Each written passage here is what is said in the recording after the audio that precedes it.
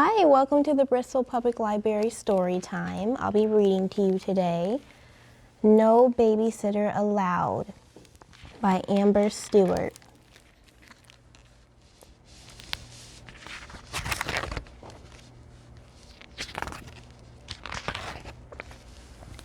Hopscotch was a brave boy.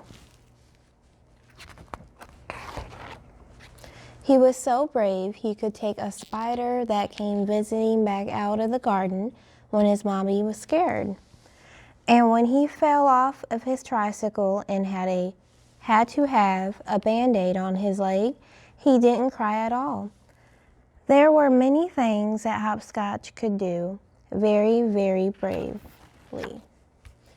But when Hopscotch realized that tonight was a Miss Honeybunch the babysitter night, he didn't feel brave at all. "Sweetheart," Mommy said, "don't you like Miss Honeybunch?" "No," said Hopscotch, "Rabbity and I do not like Miss Honeybunch." But really, Hopscotch didn't like bedtime without Mommy and Daddy. It made him feel all worried inside, and that made his tummy hurt. "I have a tummy ache, Mommy," Hopscotch said. "Hopefully you can't go out when my tummy is worried." "Miss Honeybunch can give you warm milk for that," Daddy smiled and kissed him better. "Rabbity can have some too." "Run along now, we'll be fine," said Miss Honeybunch kindly. Mommy was looking as worried as Hopscotch. Hopscotch and Rabbity pressed their noses to the goodbye window, still waving long after Mommy and Daddy had turned the corner out of sight. "Now, Hopscotch," said Miss Honeybunch, "what shall we do? Shall we paint a picture?" Hopscotch and Rabbity just pressed their noses closer to the goodbye window and gave a little sniff. "What about building a car?" suggested Miss Honeybunch. They gave a slightly bigger sniff. "I know," said Miss Honeybunch brightly. "Let's play hide and seek." Hopscotch shook his head sadly. "No, thank you," he sighed.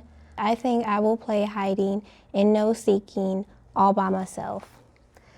And off he went to hide in the special No Babysitter Allowed camp that he had made earlier in the day.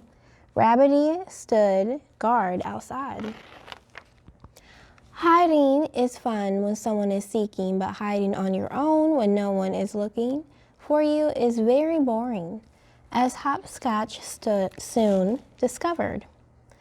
There was not much to do in his camp, especially with Rabbity on guard duty. It might have been fun to build a car or paint a picture.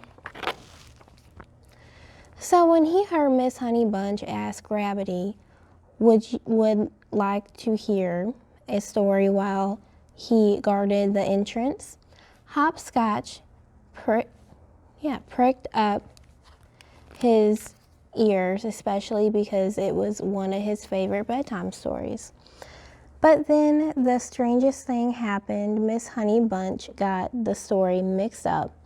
She started in the middle, confused all the names, and then made up the story altogether, and she did this with not one book, not two, but three, until Hopscotch couldn't stand it anymore and burst out of his camp.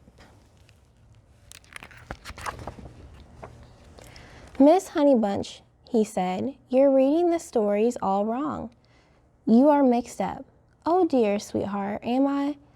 Miss Honeybunch smiled. "Perhaps you could help me out." So Hopscotch very patiently told Miss Honeybunch about the stories in the books, and then showed her how to build a race car, and last of all, how to paint a picture of a lovely sunny day. Then Miss Honeybunch showed the showed Hopscotch how to make delicious warm milk and tucked him into bed. Much later that evening, Mommy tiptoed into his bedroom to give him a kiss goodnight. "How is your tummy, sweetheart?" she asked. "My tummy isn't worried anymore," whispered Hopscotch sleepily. "And if she wants, Miss Honey Bunch can come back and play again." Babysitters Allowed.